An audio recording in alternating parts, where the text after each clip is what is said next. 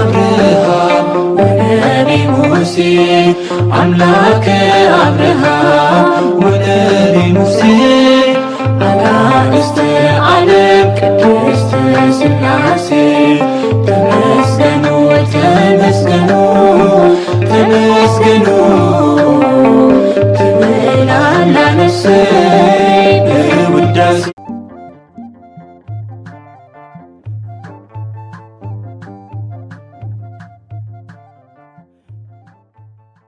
በስመ ሥላሴ በስመ አብ ወወልድ ወመንፈስ ቅዱስ አሐዱ አምላክ አሜን። ሰላም እግዚአብሔር አምላክ ምስ ኩላትኩም ይኹን። ትዝራ እግዚአብሔር አምላክ ከመይ ሓዲርኩም? ኣነ እግዚአብሔር ይመስገን። ክብሪ ይስፋሕ መድኃኔዓለም ኣቦይ ልዑል እግዚአብሔር አምላኽና ክሳብ ሰዓት እዚኣ እትጸንሕ እስትንፋስ ዓዲሉ ብጸጋን ብጥዕናን ስለዝዓቀበናን ዘጽንሐናን ክብርን ምስጋናን ኣምልኮን ውዳሴን ንዘላለም ንዕይ ይኹኖ። ከምኡውን ነታረሪት ህሊና ቅድስተ ቅዱሳን ንጽሕተ ንጹሓን ወላዲተ አምላኽ ወላዲተ ቃል ዝኾነት ቅድስቲ ኪዳነ ምህረት ኣዴ ቅዱስ ወዳ ብዝሃባ ክብርን ምስጋናን ውዳሴን ይብጽሐያ። ከምኡውን ንኹሎም ቅዱሳና እግዚአብሔር አምላኽና ብዝሃቦም ቃል ኪዳን ብዝሃቦም ክብሪ ከከም መዓርጎም ክብርን ምስጋናን ንዘላለም ንዖም ይኹን አሜን። መጋቢት 20 ናይ ዕለቱ ስንክሳር ድሰምዕ ዘንብብ ፍቕሪ ጎይታ ኣብ ልቡ ይዕንብብ ሓለዋን ጸሎትን ናይ ቅዱሳን ድማ ይረክብ። ዚክረ ጻድቅ ለዓለም የሉ ዝኽሪ ናይ ጻድቕ ንዓለም እዩ ዝነብር አሜን። ካብ ኩሉ ክፉእ ዘበለ ክድሕኑ ንቅዱሳን ተማሕፀኑ አሜን። 20 መጋቢት በስመ አብ ወወልድ ወመንፈስ ቅዱስ አሐዱ አምላክ አሜን። ዝኸበረት ተጋዳሊት ቅድስቲ አስጠራጦኒቃ ብተአምራታ ብጎይታና ከም ዝኣምኑ ምስ ገበረቶም ምስ ልዕሊ 5685 ዝኾኑ ደቂ ማሕበራ ብሰማዕትነት ዓረፈት። በዚ ዕለት ጎይታና ንቅዱስ አልዓዛር ድሕሪ ሞቱ ኣብ 40 መዓልቱ ካብ ምውታን ፈልዩ ዘተንስኣሉ ዕለት እዩ። ክብሪ ይኹኖሞ። በዚ ዝገበረቶ ተኣምር ድማ ብዙሓት ብጎይታናን ኣምላኽናን ኢየሱስ ክርስቶስ ኣመኑ። ሙሉእ ታሪኹ ኣብ በዓለ ዕረፍቱ መጋቢት 17 ተጻሒፉ ኣሎ ንመልከት አሜን። ተጋዳሊት ዝኾነት ቅድስቲ ጽጌ ሥላሴ እውን በዓላ ምዃኑ ስንክሳር ብስም ይጠቕሳ። ናይ ቅዱስ አስቃራን ቤተ ክርስቲያን ዝኸበረትሉ እውን ዕለት እዩ አሜን። በረኸቶም ይሕለረና። ሰማዕት ቅድስት አስጠራጦኒቃ ቅድስቲ አስጠራጦኒቃ ገና ኣብ ንእስነታ ሰውነታ ክሳብ ዝዓብርን ዝደርቅን ብጾም ብጸሎት ትጋደል ዝነበረት እያ። ጾም ጸሎታ ድማ ብስውር ትፍጽም ነበረት። ወላዲ ኣቦኣ ግን ጣዖት ዘምልኽ ነበረ።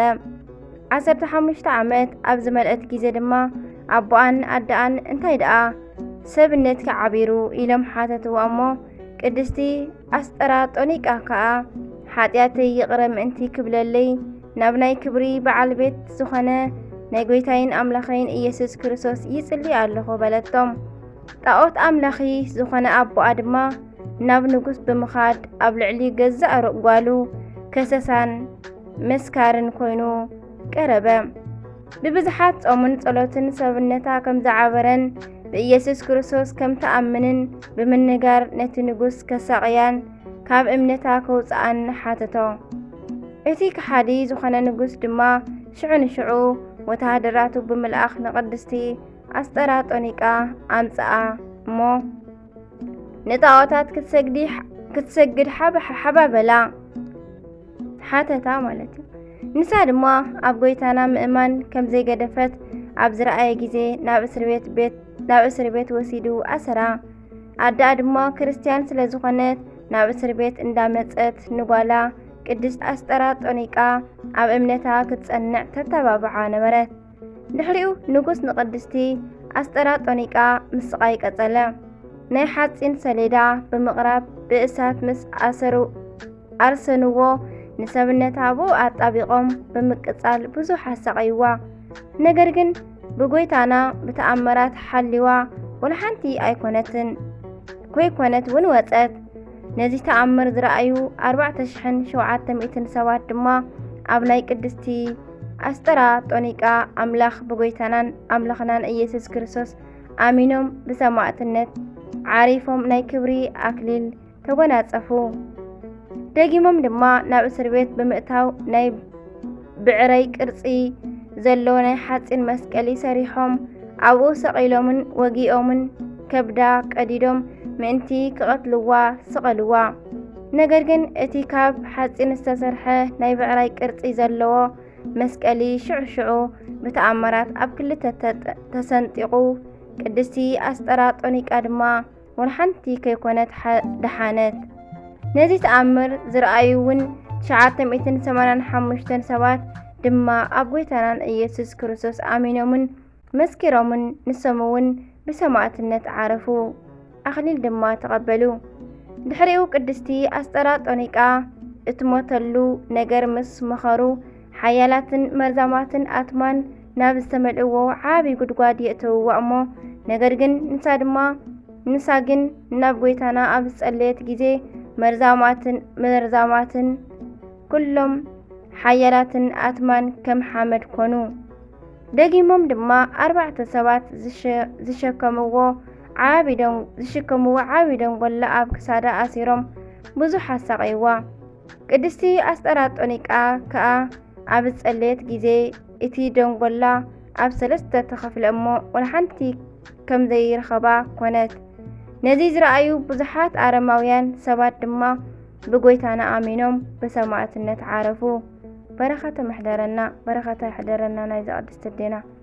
ደጊሞም ድማ ንሓጺን ፊስቶ ጋን ቀሪቦም ኣብ ውሽጡ ዝፈልሐ እርሳስ ወይ ከዓ እርሳስ የእትዮም ብታሕቲ እሳት አንዲዶም ኣብ ዘሰቃይዋ ጊዜ ሕጂውን ብተኣምራት ዝፈልሐ እርሳስ ወይ ከዓ እርሳስ ናብ ባዕሎም ተመሊሱ ንብዙሓት ናይ ንጉስ ሰራዊት ቀተሎም።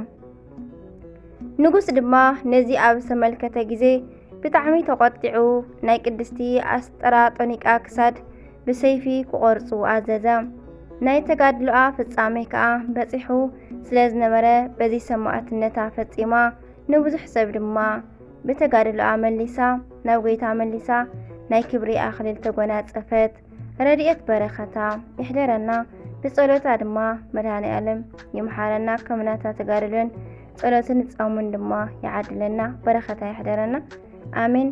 20 መጋቢት ዝኽበሩ ዓመታዊ ናይ ቅዱሳን በዓላት ድማ ቅዱስ አልዓዛር ጻድቅ ሐዋርያ፣ ቅድስትን ብጽእትን ሰማዕትን ኣስጠራጦኒቃ፣ ቅዱሳን ሰማዕታት ናይ ቅድስቲ ኣስጠራጦኒቃ ማሕበር ዝኾኑ ኣዴና ቅድስቲ ጽጌ ስላሴ ኢትዮጵያዊት፣ ቅዱስ አስቀራን ሰማዕት፣ አባ ሚካኤል ሊቀ ጳጳሳት። ወርሓዊ በዓላት ድማ ቅዱስ ቴዎድሮስ ሊቀ ሰራዊት ሰማዕት፣ ቅዱስ ዮሐንስ ሓጺር፣ ቅዱስ አክሎግ ቀሲስ፣ ቅዱስ ሃፀይ ካሌብ ጻድቅ ንጉሰ ኢትዮጵያ፣ አባ አሞኒዮስ ዘሃገረ ቶና፣ ቅድስቲ ሳድዥ ለዋ። አሜን። ወርሓውን ዓመታውን ተኸቢሮም ዝውዕሉ ኩሎም ጸሎቶም በረኸቶም ይሕደረና። አሜን። ዝወደቐ ዝነጠበ ቃል ኮነ ዜማ በአፈ ቅዱሳን ትጓን መላእክት ተአረመልኝ። ወስብሐት ለእግዚአብሔር ወለወላዲቱ ድንግል ወለመስቀሉ ክቡር። አሜን አሜን ለይኩን።